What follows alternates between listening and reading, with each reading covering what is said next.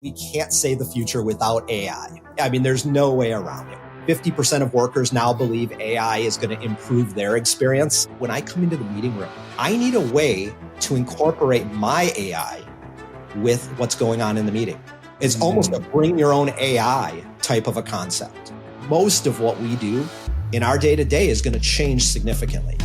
Hear the latest AV trends and predictions in this episode of Crestron's Smarter Spaces podcast on your preferred podcast platform. Microsoft has killed off Skype. Skype was the first technology we used here at AVNation to connect people. So if you go back and listen to episode 0, you're listening to us connecting folks on Skype. Skype and now Teams, they kind of do the same thing. So, you know, on the one hand, it broadens our reach. It lets people know, hey, this is what we do. My 84-year-old mom doesn't think I sell TVs anymore. She's starting to get it, you know. I actually looked at my phone and went, do I even have Skype still on it? And I opened up the app and it sent me right over to my Teams account. And I went, well, I guess I can kill that app off my phone. His legacy will live on in our hearts for all eternity. Well, we ain't getting any deader. Back to work. What the new HDMI spec means for Pro AV. Microsoft is shutting down Skype and looking at the different priorities of Teams and the rest of the AV industry. All that and more next on AV Week. This is AV Week, episode 708, recorded Friday, March 14th, 2025. The Teams episode. This is AV Week, your weekly wrap-up of the biggest AV news and information we have gathered. My name is Tim Albright. I am your host. With us to discuss the news and information, first and foremost, from Parts Unknown, Dawn Mead. Welcome, ma'am. Hi, Tim. Thanks for having me. As usual, love coming here and talking with you and other folks. Also with us out west, Mr. Garth Lobin from Atlona. Welcome, sir. Hey, everybody. Glad to be back. Thank you, sir. And also with us from our friends at Midwich US, Tony Fergali. Welcome, sir. Yeah, thanks for having me, Tim. First-time caller. Well, I got to hang out with Tony and our buddy Chris Netto at the CTI National Sales Meeting, where we had professional wrestling, and Mr. Fergali was very much into that, and it was very interesting. So, incredible. It was incredible. There are pictures somewhere, and if you find me at Infocom, there's pictures somewhere of me and Mr. Netto maybe or may not have been in the ring, and there may or may not have been a chair involved. Yes, it was. Chris and I got to reenact some very nice old school wrestling things.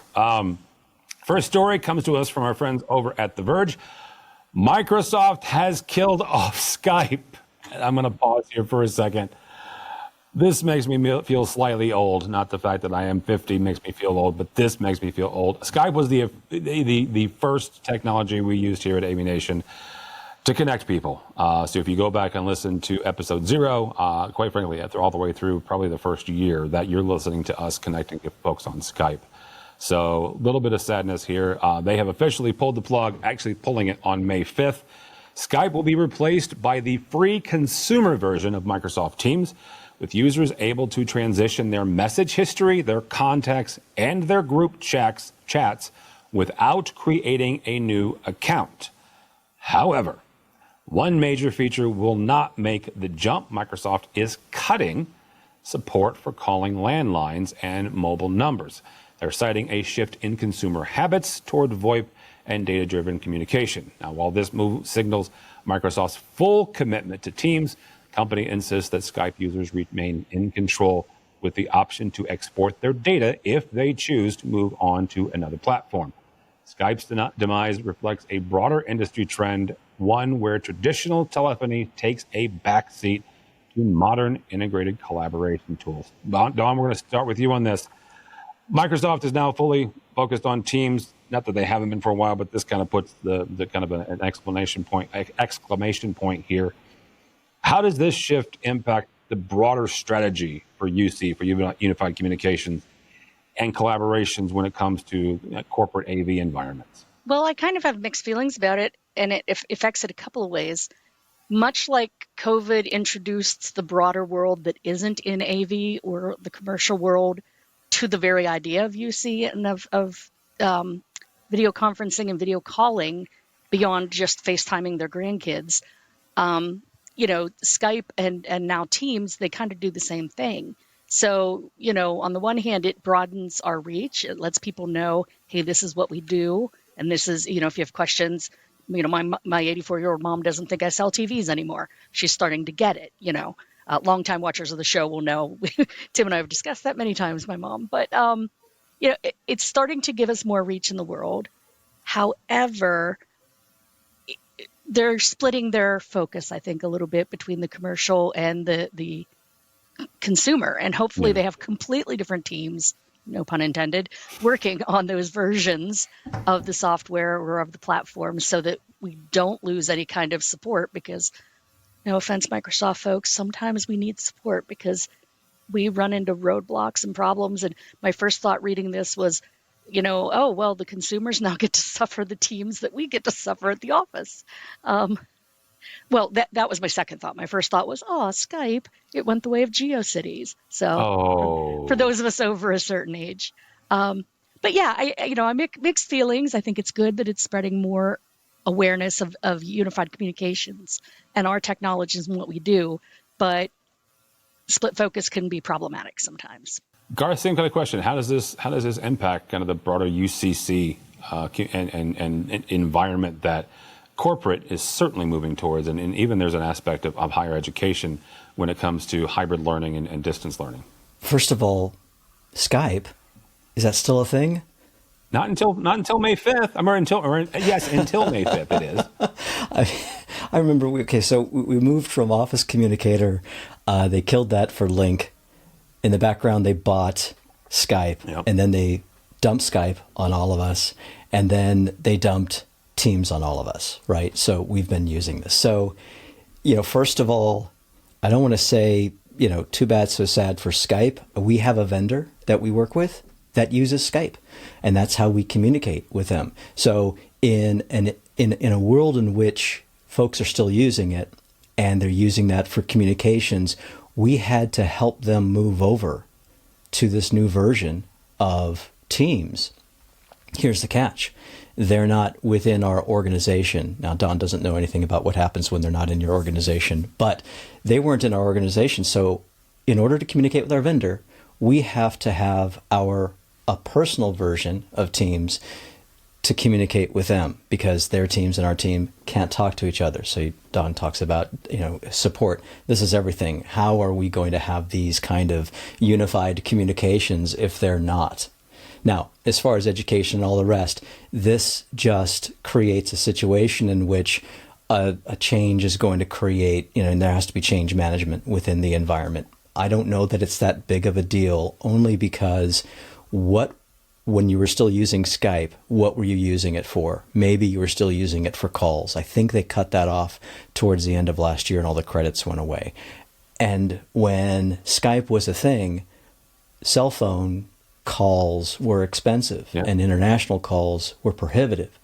Now, however, we have that capability. It's very easy to pick up your cell phone and call your contacts in Europe, but also we have WhatsApp. So you can make a direct call on WhatsApp. I know a lot of people, our European team is like all on WhatsApp. So when we go out to the show in Barcelona, I go from my phone to WhatsApp all the time. So I don't know how much it's going to be missed. I don't know how much of a change management has to happen in those environments. Zoom does an incredible job if you're not willing to use Teams. And so these are great platforms that most of the schools, universities, and businesses, they all have their preferred UC platform, and there just wasn't room for Skype anymore. And when we started talking about this, when you sent us the stories, I actually looked at my phone and went, do I even have Skype still on it? And I opened up the app and it sent me right over to my Teams account. I went, well, I guess I can kill that app off my phone. Now, Garth brings up a great point, though, is the not just the cross-platform, but being able to talk outside of your island. And believe me, I live on a very exclusive island, so to speak. We can't talk to outside people using our Teams unless they send us the invite and they're on some magic approved list. Otherwise, we got to go to Zoom. And so there is no single platform because we have to have that flexibility. So very good point, Garth. All right, Tony. One of the things that Microsoft's doing is they are trying to position Teams, quite frankly, as a center for AI-driven collaboration. Okay, So what sort of AI features, innovations, techniques would make an IT or an AV decision maker, director, user see this as the next generation of enterprise communication? Bundling it with some sort of meeting note software or something that, can scribe what you're talking to with your coworkers, like on a day-to-day basis. I think we've sort of become in this world where we're inundated with meetings, where I have more meetings than ever normally. And half the time, if I'm not taking notes, I'm a paper and pen guy.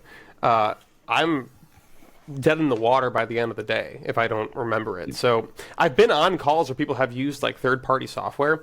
And I've been on calls where people have the co-pilot feature enabled, but to Don's point, a lot of it's still not federated.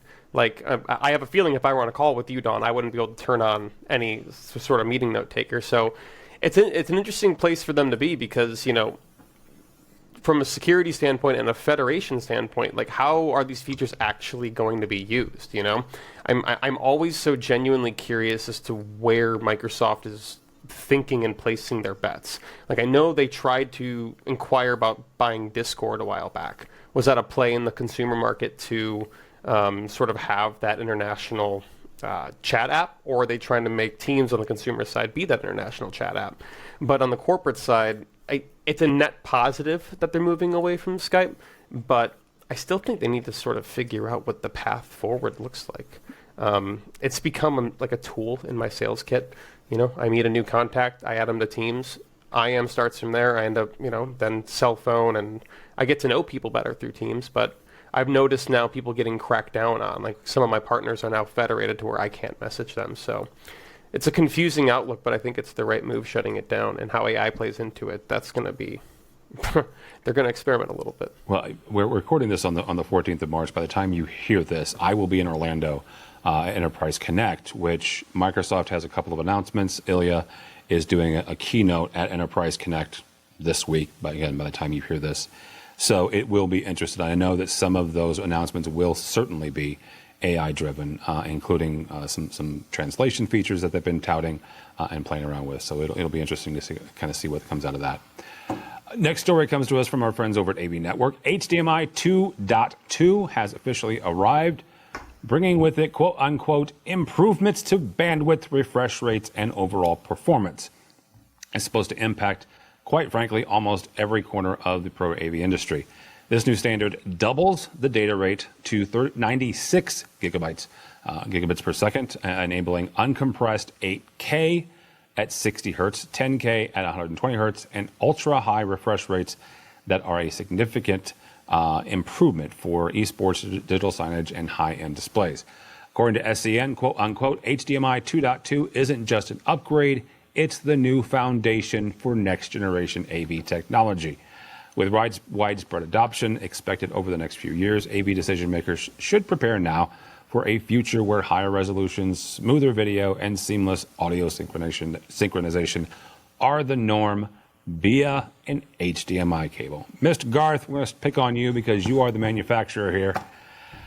New technology, all of this jazz, and some of us have been around here long enough to once HDMI announces a new spec, it's a couple of years. But what does this new upgrade mean for the use case or viability of just HDMI in general? I have a couple opinions, and I'll start with the manufacturer one, and then I'm going to take off my manufacturer's hat. First of all, they announced this at CES, and they also announced it at the same time as VESA announced DisplayPort 2.1b, which I'll get to in just a second. But all we have right now as manufacturers is the press release. There's a lot of good features, there's a lot of good capability that's put into it, but as of this morning, as we went to tape, there are no specs posted yet for manufacturers. So they've promised those probably sometime here within Q2 that we'll see those specifications. To your point, Tim, there are no more simple products. There are no more simple projects. Putting HDMI 2.2 into products is going to be a 24-month, maybe 36-month process, Ooh. Right? And, well, think about it. The spec isn't out yet. Yeah. Silicon's not out. Go back to when, HDCP 2.2 came out and how long it was to get that out. So it's going to take a long time for manufacturers to put these into products. And we have to figure out where the use cases are, to your point. And let's talk about that for a minute. HDMI 2.1 is, the pipe, as you said, is 96, Ultra 96 going into 2.2. Fine, great. We have 2.1 now, and think about what that covers, all right? We have 8K 60 covered by that. We have 4K 120 covered by that. So let's talk about use cases in the meeting room. What do we have in the meeting room that's going to require anything more than what we have today? I think very complex displays, so think medical, right? So that you can get down and really see what's happening in a brain scan and that sort of thing.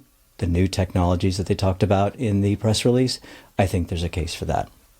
Again, taking my manufacturer's hat off, and I think about my living room. All right, I've got a 4K TV. I've not invested in an 8K TV. Maybe you have. Nope. But in my case, there really isn't anything. Streaming networks. We have 4K today if you download and look at the 4K signal. Think about gaming. All right. So the gamer on my team, she's a diehard gamer. Her PC is running DisplayPort because of the better bandwidth, better refresh that you have today. And getting back to VESA. All right. So as I said, they announced the update to DisplayPort 2.1b with a low loss cable. You have an 80 gig pipe. And this also releases the capability to now do a 3-meter cable, if I believe. So you get a greater distance. We don't know that if that's going to come to HDMI 2.2. Don't know that it isn't. We just don't have the full spec. Yeah. So when you look at what you could do today, DisplayPort has it covered. Now, AV manufacturer hat back on. What is the basis for USB-C today? DisplayPort. DisplayPort is the basis for USB-C that we're putting in our products today. In fact, we've made room in many of our products for USB-C by removing the DisplayPort connector. So right now, as we look at the use cases in the meeting rooms, what is everybody putting in their products? We're all talking about needing more USB-C. We're talking about needing to switch between more USB-C. We're seeing designs for products where there's multiple USB-C ports on there. HDMI isn't going to go away. It's a valid little 19-pin AV connector. It does a lot of things. But the world right now, as we sit here, wants to see more USB-C to get the charging capability, to get the control, the DisplayPort alt mode that we're using right now. So it's a wait and see approach. Let's see what the specs say when they come out. Let's see when the silicon comes out to put all this together. We have a while. Tony, same question. Is what does, I mean, Garth makes a couple of really good points, and I almost want to ask, does USB-C make HDMI irrelevant? But Garth probably just answered that question. But so what does a new HDMI spec mean? Yeah, Garth, I'm going to echo a lot of what you said, and I even have some questions for you, whether that's on here or offline. We've been playing this horse race of DisplayPort and HDMI just continually, jumping past each other for 10 years, where it's DisplayPort ups their bandwidth, HDMI ups their bandwidth, DisplayPort ups their bandwidth. And the one thing I always wonder is, why do we still use HDMI? Don't you have to pay a licensing fee for HDMI as well, whereas DisplayPort is an open standard as a manufacturer? Yes, we do. I was always so curious, so I didn't know if like you being on the manufacturer side, if you saw this as some upgrade, or is it just sort of are we getting to the point where we don't necessarily need all this bandwidth anymore, and maybe things are moving to USB-C? I don't know of any, but I mean, maybe if you're doing some splitting or something over IP, that this could come in handy for the speed, but I don't necessarily know of a lot of rooms where you can really take advantage of 8K at 120, I think is the spec, and 4K at 240. Sure, on the gaming side, I get it. I'm running my monitor at, I think, 165 hertz. I don't need any more, Plus, DisplayPort's got it covered, so I don't know. I don't want to be Mr. Negative Nelly over here. I don't see the point yet, Don, I have a curveball to throw here to you, because one of the questions that kind of came out of this to me was, What does this do to the AV over IP conversation? And the reason I'm asking this is in talking with both corporate folks, IT directors, as well as AV managers inside higher education, there are a number of them that haven't made the complete switch over to AV over IP, especially when it comes to singular rooms, right? They're more in the point-to-point. What does this spec do, if anything, to the conversation around, either migrating more towards AV over IP because of the higher bandwidth currently, or going to HDMI here if they're looking at point-to-point? What does this whole new spec thing do about the AV over IP conversation? To me, and granted, I am not at all in higher ed, it tells me, yeah, we need to get to AV over IP because category cable is category cable. And then I won't have to mess around with which cable have I got, how many bandwidth does it have, which version is it? And those are all very important questions for the school, the higher ed market. I know within my own vertical and in my own company, we've been going way more towards the USB-C, like you said, Tim. That's really kind of replacing our HDMI use in a lot of our open spaces. And to be honest, in a lot of our closed spaces, manufacturers, Garth, pay attention. In a lot of our closed spaces, we can't use HDMI at all because one paper from one cybersecurity company somewhere found that the end of the HDMI cable can leak some info. So we have to use DisplayPort, and very possibly we'll get USB-C approved. Don't know yet, but try to find adapters that go CAT to DisplayPort. Everybody goes CAT to HDMI. And I think we found maybe one manufacturer that does the DisplayPort. So Garth, write that down. Noted. We're using a lot more DisplayPort and USB-C. So to me, it's like, improving the cable, great. When we use that, it'll be a great new thing. But and if I were schools or anybody not on AV over IP, I would get there because it is so much easier and such a benefit if you can get the right adapters and transmitter receivers. But yeah, it's kind of maybe I'll get a new cable when I get a new TV sort of thing for me. Okay. Tim, you also got to remember about AV over IP, right? You have the bandwidth issues there as well. Oh, absolutely. So, what compression algorithm are you going to use? What codec are you going to use? And then what will it look like on the other side? So not only are we going to have to wait for the spec to be finalized, we're also going to have to wait and see how will the codecs respond to all of that signal to put over AV over IP. So now you've got a little bit of development time after that as well. Yeah, it'll be a minute, not just for the cables, but to Garth's point, so once the cables happen, then the compression algorithms will be able to get caught up. So, yeah. Last story here. It comes to us from AV Magazine. Friend of the show, Tom Arpanaut. He also is one of the co-founders of Empowering Cloud. He was interviewed by AV Magazine about the different priorities of Teams and the pro AV industry. Specifically, Microsoft's push for simplicity. While Teams Rooms prioritizes ease of installation and scalability, AV professionals often focus on high-end multi-device setups. Arpanaut emphasized that customers ultimately seek cost-effective solutions that deliver maximum value, favoring quick deployments for most rooms while investing in premium setups for executive spaces. He also highlighted Microsoft's shift towards AI-driven business value, real-time translation in meetings, and an expanding Teams device ecosystem. Tom said the industry must balance flexibility, security, and user experience. Tony, Tom talked about this tension between AV professionals and Microsoft, quite frankly. How do we find the balance between quality and efficiency?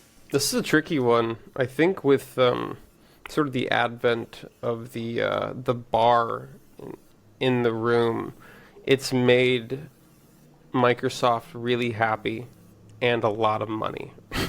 Because now it is cheaper than ever for every customer to have a new license in some space, and they can get that recurring revenue. Yeah. So I totally understand why Microsoft is getting behind that. And the other thing I think about is, we talked about Teams a little bit earlier, and we all have our different opinions. The general consensus that I always feel is people have a pretty negative experience with Teams.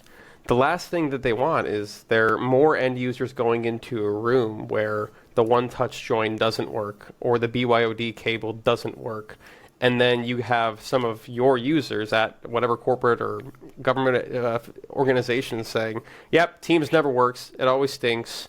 Like we're never going to get it." So from the Microsoft side, I do really get it, and I think that this kind of boils down to the manufacturer and how they need to sort of pave the way forward. I don't want any hot takes. I just think we're going to see a lot less programming in the coming years. We're going to see more and more, what's the word I'm looking for? Modular designs of spaces where, whether that's like a manufacturer's ecosystem or not, it's going to be more end user controlled and dependent. I think about manufacturers like Yealink, for example, is seeing a lot of success with their MVC kits, which is just a Microsoft controller, because anytime you add a piece, it just sort of pops up. You don't need to, hire a programmer or get into the weeds with it. So I think manufacturers are going to be pushing that direction, and I think hopefully Microsoft will come on board because of it. There's certainly tension there, though. And it's almost like a Legoization of conference rooms, right? Where you're right, just put this block here and this block here, and we no longer need this because of whatever. Take this block away. Return to office. Well, we've got these blocks. We'll put them over here, right? Yeah, like have you seen that new Logitech, the new room sensor? Yeah. It's like this big. Spot. And you plop it on a wall. Spot, yeah, Logitech Spot. And like things like that. And that'll just tie right into whatever's in the room. So if you have a rally bar in the room, like that just ties right in, then you can instantly get reporting. So I think we're going to see more of that coming through. I don't know if that's a good thing or a bad thing, though, to be completely honest with you. Well, the nice thing about this particular program is we've got Tony, we've got Dawn, who's an end user, and Garth, who's a manufacturer. So we'll get to Garth in a second. Dawn, as the user, right? How do you balance the difference in that, let's use the word that Tom used, tension, between the simplicity as well as having, let's say a full-featured system that may cost a little bit more and might be a little bit more, a little bit more complicated? Well, simplicity is in the eye of the beholder. I think Tony said it pretty clearly there.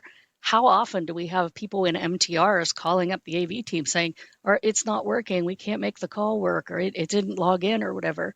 And our AV guy will go up and it's an IT problem. So we have to send an IT guy up. Or the IT guy goes in and he finds it's a cable. I mean, there's just constantly this conflict. And to be honest, now that a lot of us end users are hiring AV people to join their teams, we have the background and the knowledge. We can design a conference room that's just as easy or easier to use without the MTR license and save money on the license. And if we have to have teams, put the device in device mode and have the room work great. And if there's a problem, it means somebody messed with a cable and our guy will go up and fix it. So it's to me, it's kind of a waste of money. I mean, Microsoft probably hates me for that, but there are people in my company that just adore MTRs. They want everything to be an MTR. They want, the world to be an MTR. And the AV team is like, guys, there's issues. MTR works good in some circumstances. Every tool has a purpose, but you're not going to use a hammer to screw in a light bulb. Like each tool has a different, as opposed to a, grippy thing. Anyway, you know what I mean? There's different tools for different uses, and MTR isn't the be all end all, and it's not going to be, no matter how much Microsoft wishes. So to me, I definitely see the tension because I live it every day in my company here. I'll echo something that Dawn said, but I'll also add, she said every tool has a purpose, but horses for courses. One thing that the article mentioned was that, yes, with the video in this case, there are tensions between the needs of a large room and a small room, and integrators who want to put in a big system and Microsoft who wants to see simplicity in their eye. One thing we have to remember, and again, I'll take the manufacturer's hat off for a second and put on a user's hat on. We have to remember, we have to design rooms that fit the purpose of the application, okay? Because the business team, the accounting team, when they meet, they do something different than when the marketing people meet and when the executive meets. There was an article not too long ago there you go. There was an article not too long ago, and I think it was even Gary Kay who was saying, look, my ideal meeting room would have multiple monitors so that people on both sides of the table can see everyone who's on the remote side. He's not far off there, but the reality is not every meeting room even needs that. We have to remember, what is the application? What is the purpose of us gathering here today? What do we need to do? Am I going to have a meeting with a contractor, a vendor? They're going to come in and show me their designs. They need to get that on the screen. That's not going to be something that's in the system that the MTR is going to be able to pull up. He needs to plug in, needs to show me what the product is going to look like, and we're going to move forward on it. Same thing, the accounting team is going to come together and they're going to talk about, what does the quarterly numbers look like? Are we on schedule to close the quarter correctly, close the year correctly, that sort of thing. Completely different application. And then we still have those huddle spaces, those rooms. If God help us if we're still running with open floor plans, but if there's still open floor plans and people are needing to move into a private space to have a quick get together, that's a completely different room. There's your rally bar, no problem. Works great, gets the job done. Maybe another room needs to have the Microsoft front row where you need that 5K capability. Fine. Maybe the executive room is a show and tell, a fishbowl. We want to show the capability of the company and the prowess of the board, and they've got to have all the greatest toys, all the Shure or Sennheiser microphones overhead and all the rest. There's room for everything. The tension happens when we don't talk to the customer and ask them what they need. And, the manufacturers have to design the right stuff. The integrators have to design the right stuff. And the users have to be willing to say what they need and what they don't. And they have to have someone like Dawn on their team to help them decide what they need to put in those rooms based on her valuable experience of knowing how these things all work. All right. That'll be a good place to stop. Dawn Mead, thank you, ma'am. How do people connect with you if they would like to? Well, you can find me on LinkedIn, Dawn Mead. On most of the socials, either Dawn Mead or AV Dawn. And you can't find me on a website or a company because I'm not allowed to tell you that. But you might see me at some of the upcoming shows. So I know Simco has a regional show here in the DMV area coming up in May. And Infocom, of course, as always, is coming up in June. So hopefully I'll run into some of you there. All right. Very cool.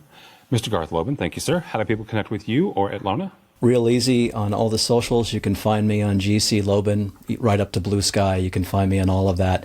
At Atlona, you can find me at garth.lobin@atlona.com. But like Tim, don't follow me. I'm almost as boring as he is. I'm very boring.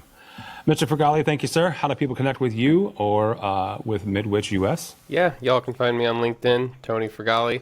If you want to connect with my company, that's midwich.us. And then my email there is tony.fergali@midwich.us. All right, very good. And Tony, just like the rest of us, will be hanging out with a couple of different trade shows coming up. I believe I get to hang out with Tony in Vegas for NAB here coming up in the next 3 or 4 weeks.